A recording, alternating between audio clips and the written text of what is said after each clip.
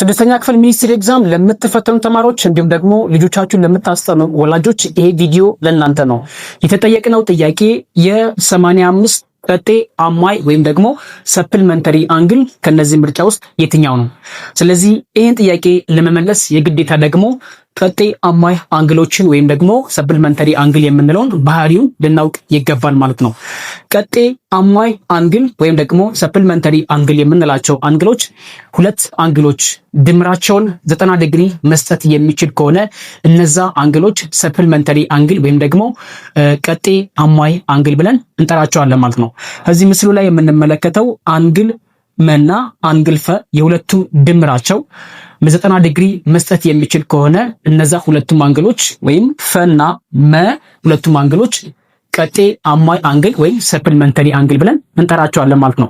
ከዚህ ጥያቄ አንፃር የ85 ዲግሪ ከነዚህ ምርጫ ውስጥ ቀጤ አማይ የሆነው የትኛው ነው? ሐምሌቷ 15 ዲግሪ፣ ለ5 ዲግሪ፣ ሐመሩሃ 25 ዲግሪ፣ መ 10 ዲግሪ። እንደነዚህን ጥያቄዎችን ለመመለስ ማድረግ ያለባችሁ ወሳኝ ቴክኒኮችን ልንገራችሁ። ቀጤ አማይ አንግሎች ማለት የሁለት አንግሎች ድምር 90 ዲግሪ መሆን ከቻለ ወይም 90 ዲግሪ ከሆነ እዚህ ጋር የሚሰጣችሁን ከ90 ዲግሪ ላይ ሲቀነስ 85 ዲግሪ ትቀንሳላችሁ፣ እኩል ይሆናል 5 ዲግሪ። ስለዚህ የ85 ዲግሪ ቀጤ አማይ አንግሉ ወይም ዲግሪ ማለት ነው 5 ዲግሪ ነው ማለት ነው። እንደነዚህ ያሉ በርካታ ቪዲዮዎችን ለሚኒስትሪ ኤግዛም ለምትፈተኑ ተማሪዎች የሚጠቅማችሁ በርካታ ቪዲዮዎችን ከዩቲዩብ ቻናላችን ላይ ማግኘት ትችላላችሁ ማለት ነው። ቤቱን ፎሎ ማድረጋችሁን እንዳይዘነጋ፣ እንዲሁም ላይክ አድርጋችሁ ቪዲዮን ሼር ማድረግ እንዳይረሳ። በቀጣይ ቪዲዮ